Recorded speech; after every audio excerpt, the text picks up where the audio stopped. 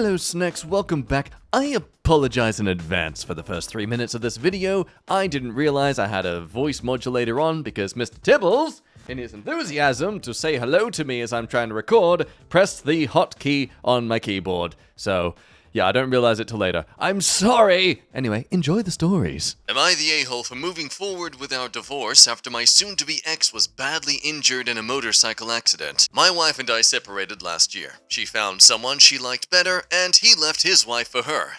Not going to lie, it hurt. We did the legal separation and started on the divorce. She is on my health insurance until the divorce is final. Now, I have met someone new through my sister. We are taking it slow, but she seems to like me. But 2 weeks ago, my ex was out with her boyfriend on his motorcycle. They hit a patch of gravel and crashed. Now, unfortunately, he was knocked unconscious and ended up in the ditch where he drowned. She broke her femur and is in the hospital still. I went by to check on her and she asked me if we could put a hold on the divorce. I said I would think about it. I spoke to my lawyer and she said that it was a bad idea to change the timeline we had established for the dissolution of our marriage. My ex will be getting money from the accident, I imagine. However, her boyfriend's ex-wife and kids will be getting his estate and insurance payout. But my mom and dad think that I am being evil to cut her off in her time of need. I'm conflicted. I do not wish this situation on anyone, but she is not really my problem anymore. So not exactly starting out with no consequences, but oh dear God, do I try to be a good Samaritan regardless of how much they've betrayed me? Or am I valid to say, hey, life lifed ya? Now, of course, this woman is in a very vulnerable position. So naturally, this gets people thinking, hey, use the health insurance as leverage to get her to agree to better terms for the rest of your property. Be an a-hole!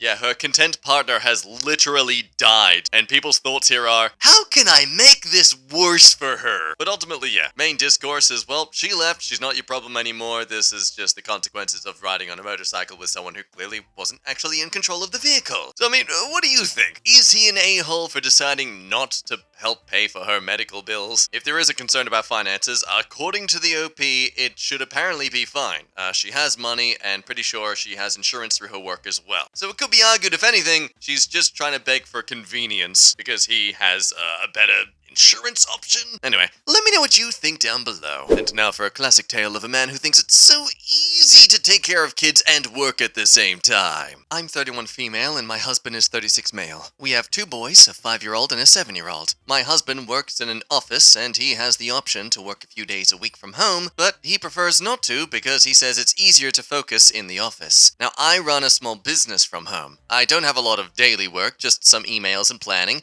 maybe 3 hours a day, but the business does make about 1/3 of our household income. But my younger son is home all day and just dealing with him takes a lot of energy. He's really high energy and will probably wreck something if you leave him alone for an hour. And then the older one comes home at 3 and both of them are with me until 8 or 9, which is when my husband usually comes home. Now, a few days ago, I was really tired and I didn't make dinner. When my husband came home, I asked him if we could just order something. He was also tired and we were both short-tempered, so we ended up snapping at each other. He said I should have at least ordered before he got home, and he was hungry. As if no one else is?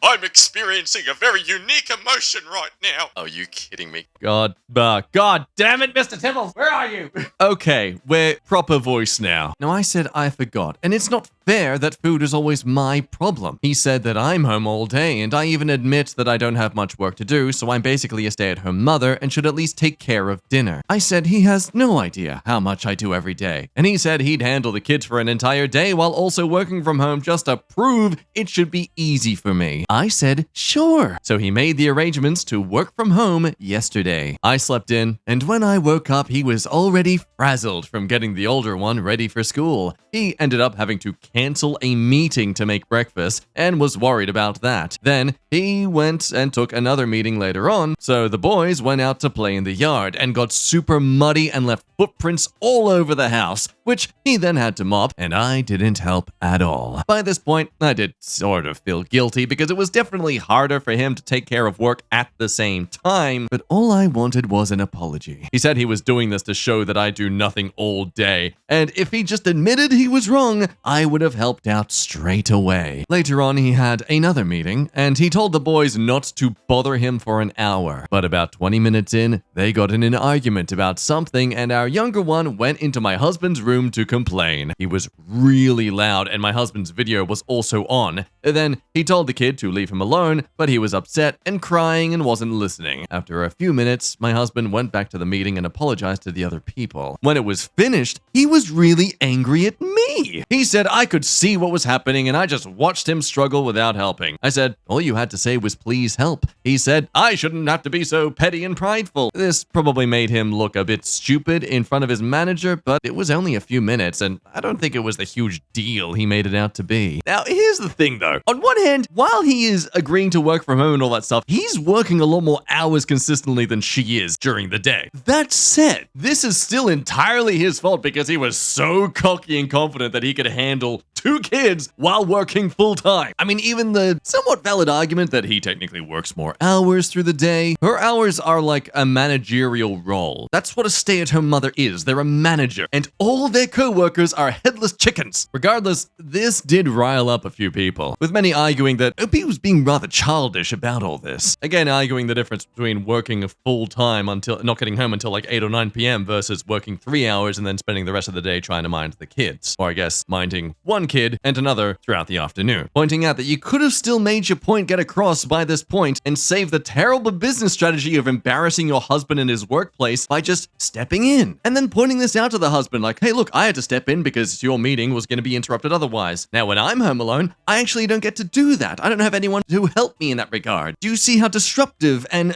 frustrating they can be? Further arguing the fact that yes, if one partner doesn't get home until 8 or 9 p.m., the other partner who is home should have at least organized something for them to have together. But now while we want to argue that Opie purposely made their husband look bad or stupid in front of his manager in this job market, like how fun making your husband look like he's incapable of working from home in their work environment. That's gonna do wonders for his, status in the workplace and further job opportunities and responsibilities. But others would argue this point, that really it was the husband himself making himself look bad or stupid in front of his managers because he couldn't get over his pride and ask for help. After all, it can be argued he was the one who set all this up. Is it really on OP for not stepping in and letting him prove himself right or not? But yeah, let me know what you think about this, because I do reflect this on my own self, that if I'm not making as much money or working as frequent hours as my partner, then I should make up for the slack by doing duties in the house that they genuinely don't have time to organize themselves. But I feel like if I argue that in this case, that would imply that the OP themselves is the one who needs to fix themselves here.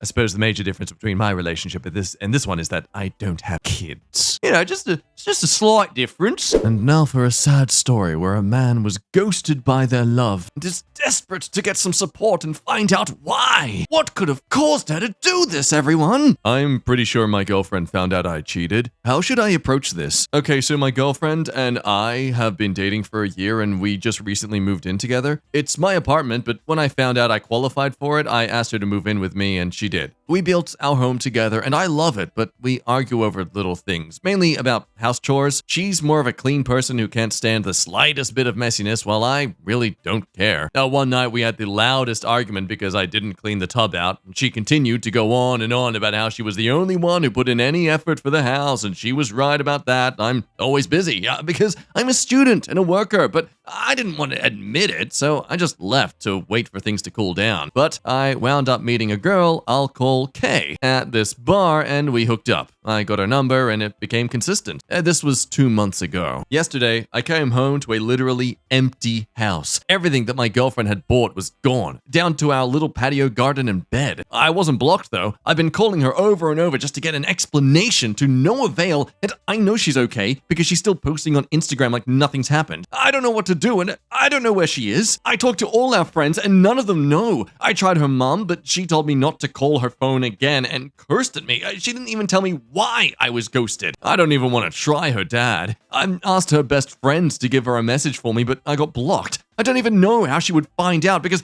there were no situations where I left my phone in the room with her and there was no coldness. Literally, the day before she left me, we were fine. I don't even have a bed to sleep on because she took it with no explanation. And she knows that I cannot afford to buy any of the things she took. I can barely afford all the bills without 2 incomes. Oh, strange. Weren't you someone who is so busy working and being a student, yet you can't even afford a bed? Interesting. I know I was wrong, but she's even worse because who the frick ghosts someone like this? Leaving them without a bed to sleep on is insane. And then the nerve to actively post while I'm trying to reach her is driving me. Like I said, I know I'm wrong. If I never cheated, she wouldn't have left. And that's why I'm asking, like, how can I logically approach this? I need to get in contact because I can't survive without her mentally and physically. I know it probably sounds like I hate her, but I don't. I'm just venting. She really was my peace of mind despite the arguing, and she provided so much for our home, and I never acknowledged it until she left. I suck for that, and I really just need to talk this out so I know, like, how should I talk to her? What do I do? It's amazing how all this appreciation and love for her comes out after she left him, and not while he was cheating on her, you know? I mean, clearly you can survive without her physically, at least. You have K for that, don't you? I mean, there's some great summaries in the comments. OP seems to like you miss her money, her labor, and her free stuff more than her. Trust me, she didn't need to see your phone to figure it out and dump you. Grow up and move on. You were not a good partner before the cheating, and you've obviously had zero self-reflection or acceptance that the problem in your relationship was you at every level. Yet 10% of this story is where I miss her, and the rest of the 90% is where I miss her stuff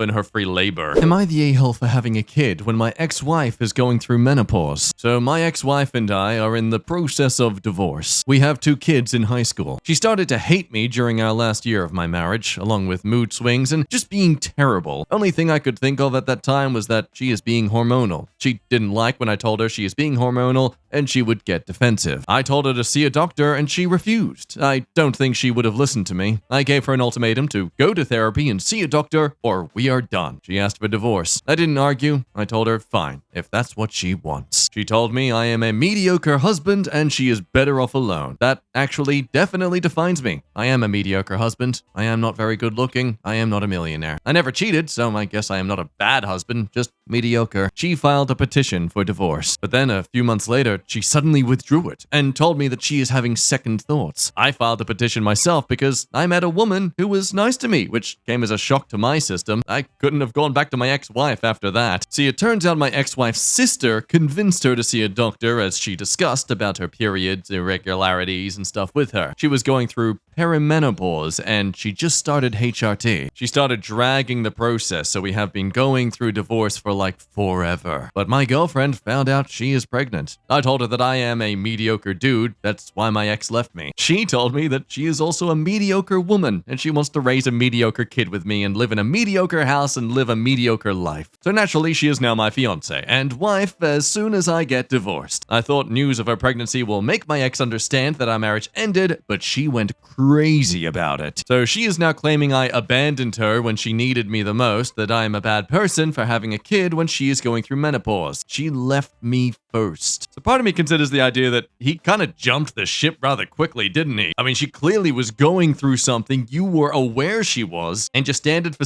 finding someone new is, they're nice to me. I mean, dude, I think your standards are so low that you will consider a friendship a marriage. But at the same time, when your partner constantly disrespects you, calls you basically being pathetic and mediocre, and then literally petitions to divorce, you can't really blame yourself for being like, okay, well, I'm not going to go back to this. Also, I'm just going to say, I don't care that the sister might have more personal experience with period irregularities, blah, blah, blah. The husband already told her to do all this stuff. This is literally the equivalent of a husband ignoring his wife's wishes and advice, but then suddenly doing it the moment a friend tells him to do it instead. It's the same level of disrespect from someone giving the most basic observation of you. Now that said, it is fair to argue, as some say here, that calling your partner hormonal isn't really the best communication. There's a big difference between saying, hey, do you think you could shower more often? And, oh, you stink! Also, he technically gave her an ultimatum when she was in this very agitated, clearly going through something state, so it could be very much argued that he sort of triggered her to react like this. knowing that she wasn't really someone and being, I guess,